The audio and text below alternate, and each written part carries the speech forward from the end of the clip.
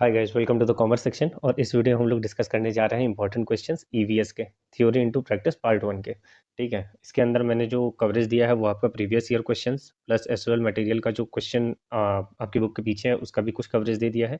सो ये full fledged coverage है आपकी बुक्स का। इसके साथ साथ कुछ इंपॉर्टेंट इंस्ट्रक्शन है, जैसे कि आपका एग्जामिनेशन पैटर्न जो है उसकी बात करें तो उसके लिए मैंने एक वीडियो बनाई है जो कि आपको लिंक में डिस्क्रिप्शन बॉक्स में मिल जाएगा, उसका लिंक उसको देख लेना। रेगुलर प्लस एसओएल का जो पेपर आता है वो आता सेम सेम है, लेकिन एसओएल वाले में एक सेक्शन आप लोगों के लिए अलग से आता है जो है एप्लीकेशन बेस्ड। ये इसका कवरेज बहुत ज़्यादा रहता है, बहुत ही अच्छा कवरेज रहता है और बहुत ही बढ़िया क्वेश्चन बनते हैं इसमें। उसके कुछ क्वेश्चंस को मैंने इसमें क्वेश्चंस में बता दिया है आप लोगों को कि किस तरह से उसके क्वेश्चंस रहेंगे, तो उसको प्लीज़ आप लोग देख लेना। इसलिए मैं कह रहा हूँ कि आप लोग पहले पैटर्न वाली वीडियो देखना जो कि डिस्क्रिप्शन बॉक्स में है, उसके बाद इस वीडियो को देखना तो अच्छे से आप लोगों को समझ में आ जाएगा। और अगर आप गलती करोगे तो ईवीएस में भी फेल होने के चांसेस हैं, अब इतना ईजी नहीं रह गया ईवीएस का एग्जाम भी। आज हम लोग डिस्कस करते हैं इंपॉर्टेंट क्वेश्चंस को। सबसे पहले देखो, ये क्वेश्चन एग्जामिनेशन का है। Elaborate the importance of environmental sciences और major challenges in implementing and achieving. ठीक है, सेकंड वाला क्वेश्चन देखो, EVS is considered as multidisciplinary subject. ये भी क्वेश्चन आप लोग का, ये क्वेश्चन जो है वो ओबीई के टाइम में आपसे पूछा गया था, ये वाला भी शायद ओबीई के टाइम पे पूछा गया था, ये वाला भी। तो पिछले 3 साल का भी कवरेज मैंने दे दिया है। एक ये इन सेतु एक्स सेतु वाला क्वेश्चन है, ये बहुत इंपॉर्टेंट है। इसको आप देखोगे और मैंने क्वेश्चंस को हटाया नहीं है, तो कई क्वेश्चंस आप लोगों को सेम टू सेम मिलने वाले हैं। सेम टू सेम रिपीट में, मतलब ये कि वो एग्जाम में साल दर साल रिपीट हुए हैं। तो आप लोगों को इन क्वेश्चंस को तो बहुत ही अच्छे से करना है। अभी आप लोगों को समझ में आ जाएगा मैं कैसी बात कर रहा हूँ। और ये इन सेतु एक्स सेतु वाला हो गया, ये इंपॉर्टेंट क्वेश्चन है। ठीक है, मेजर थ्रेट्स टू बायोडाइवर्सिटी, ये इंपॉर्टेंट क्वेश्चन है, इसको आप लोग देख लेना। डिजास्टर मैनेजमेंट के ऊपर क्वेश्चन है, उसके बाद वाइल्ड लाइफ प्रोटेक्शन के ऊपर है, उसके बाद development project drive the economy and the nation. ये क्वेश्चन जो है वो इसको आप स्किप करना चाहो तो कर सकते हो, इसका आंसर बहुत ही लेंथी होगा। ठीक है, करना चाहो तो स्किप कर सकते हो। उसके बाद एक सेक्शन आप लोगों को एग्जामिनेशन में जनरली देखने को मिल सकता है, वो है डिफाइन का।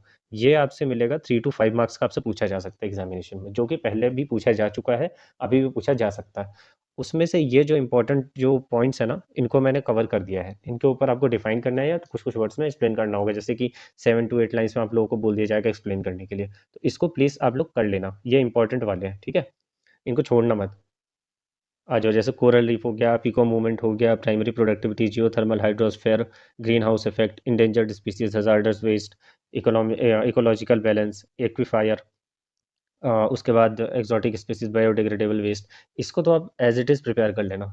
इसी में से मेरे हिसाब से आप लोगों के क्वेश्चन बनेंगे और ये आपको एग्जैक्टली देखने को मिल जाएगा। और ये पॉइंट इतने कॉमन है कि अगर इनको आप प्रिपेयर कर लेते हो तो फुल फ्लेजेड जो आंसर आप लोग करोगे ना उसके अंदर भी यूज़ हो जाएगा। ठीक है, इनको तो आप अच्छे से कर लेना, मैं इरेज कर दे रहा हूँ, आप लोग स्क्रीनशॉट ले लेना।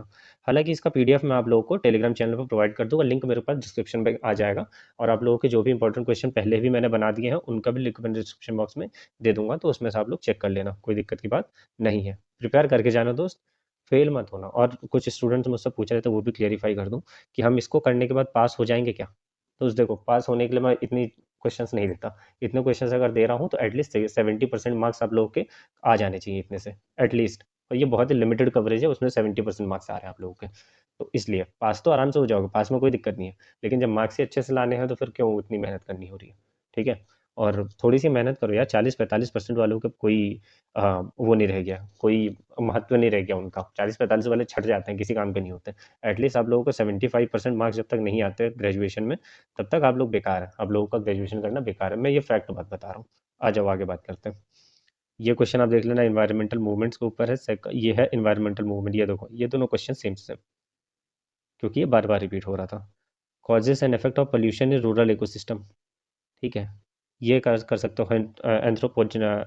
एंथ्रोपोजेनिक, मतलब जो ह्यूमन मेड जो होता है ना, वो एंथ्रोपोजेनिक मतलब ह्यूमन मेड फ्लड्स जो होते हैं ना, उनको उनके बारे में रिफर कर रहा है ये। आ जाओ आगे। उसके बाद हो सकता है सोशल इकोनॉमिक इफेक्ट्स, फिर ये क्वेश्चन देख लेना आप लोग, फिर ये वाला भी देख लेना। ये सभी के सभी इंपॉर्टेंट क्वेश्चन है, छोड़ के कोई भी मत जाना, इनको एग्जाम में आपको देखने को 100% मिलेगा। इन्वायरमेंटल स्टूवर्डिशशिप, उसके बाद इन्वायरमेंटल इकोलॉजी इकोसिस्टम सर्विसेज की प्रिंसिपल्स ऑफ इकोलॉजिकल रिस्टोरेशन। अब एक और चीज़ हो सकती है कि ट्रू एंड फॉल्स भी आपके एग्जामिनेशन में आ सकता है। True and false, state whether true and false with reason, reason भी देना पड़ेगा, ट्रू है तो ट्रू क्यों है, फॉल्स है तो फॉल्स क्यों है। आप लोगों को एक्सप्लेन करना पड़ेगा। ये क्वेश्चंस मैंने एक आप लोगों के लिए ये एग्जामिनेशन में कभी कभी पूछे गए हैं, और कुछ कुछ मेरे इंपॉर्टेंट क्वेश्चंस जो लग रहे थे उनको मैंने लगा दिया है इसमें, तो इसमें से आ सकते हैं आप लोगों को आइडिया भी लग जाएगा किस तरीके से क्वेश्चन पूछे जाएंगे। ठीक है, इनको देख लेना आप लोग। फिर आ जाओ, लैंड डिग्रेडेशन के ऊपर है, सोशल इकोनॉमिक इकोलॉजिकल इफेक्ट, इसको देख सकते हो आप लोग।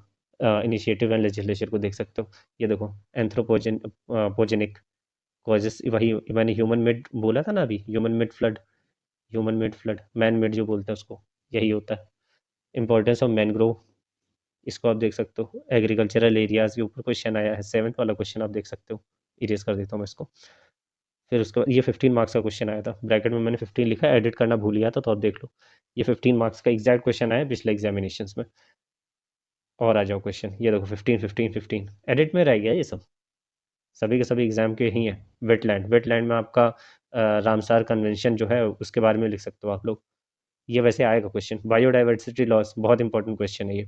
एयर पोल्यूशन देखो, इसके ऊपर cases of suicide, farmer suicide environmental issues के चलते, बहुत ही हॉट टॉपिक है ये, तो इसके ऊपर क्वेश्चन आना लाजमी है आप लोगों के लिए।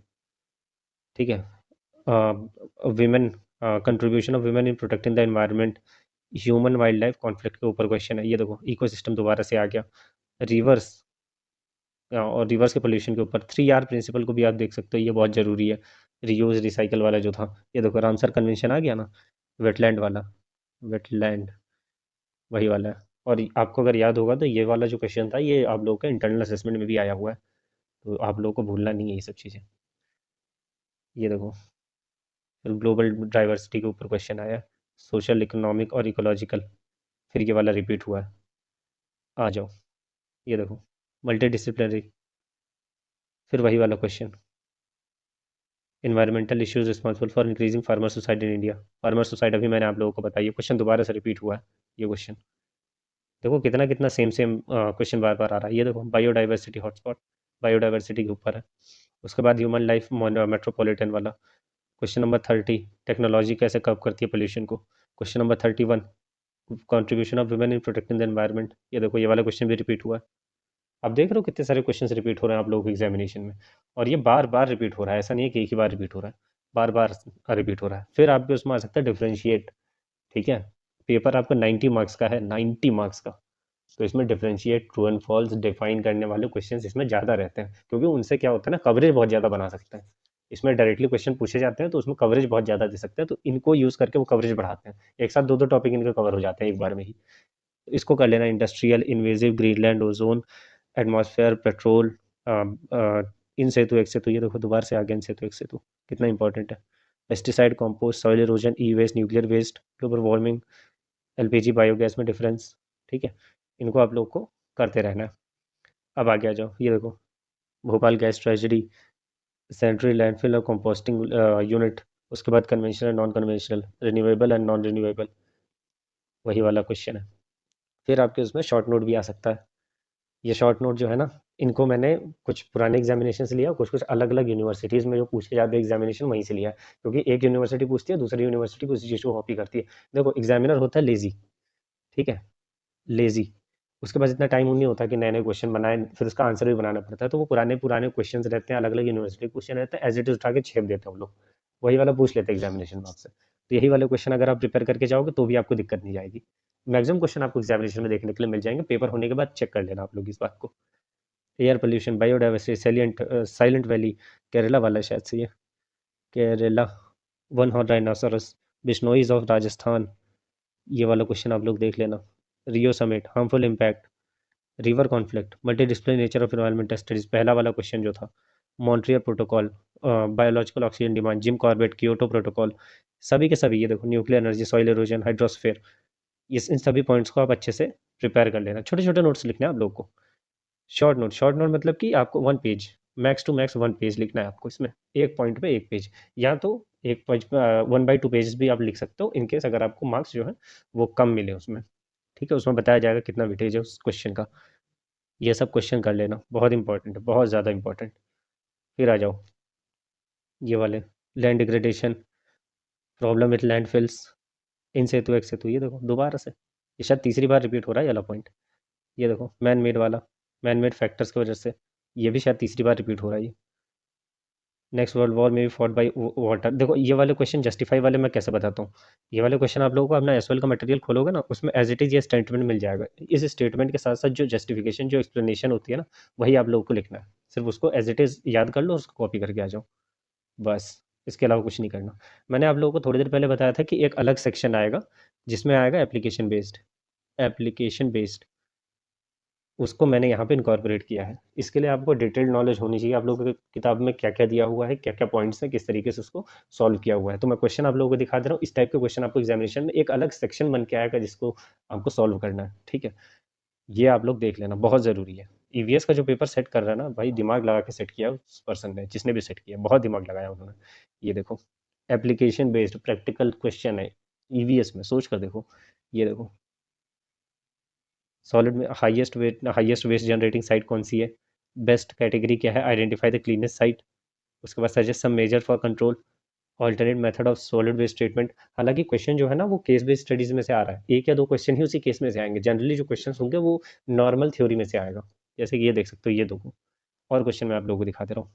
ये देखो, ये भी ऐसा, ये 10 मार्क्स का क्वेश्चन है, सोच कर देखो, 10 मार्क्स का क्वेश्चन एज इट इज। ये देखो, कंपेयर करना है, इसी के ऊपर है, इसी के ऊपर जस्ट केस स्टडी पढ़ो और सॉल्व करते जाओ। ये देखो question number 7, 10 marks, straight 10 marks का। मेरे हिसाब से 20 मार्क्स तक का वेटेज इसका होना चाहिए। पैटर्न के वीडियो में थोड़ी देर में लेके आ जाऊंगा, आप लोग को डिस्क्रिप्शन बॉक्स में उसका लिंक मिल जाएगा। ये देखो, इंपॉर्टेंट, सबका सब इंपॉर्टेंट। ये देखो क्वेश्चन नंबर 6, ये इसका ही 6 नंबर का कंटिन्यूएशन ये देखो 10 मार्क्स, बार बार रिपीट हो रहे हैं सभी क्वेश्चन। इस टाइप के क्वेश्चन आपको बहुत सारे देखने को मिल जाएंगे।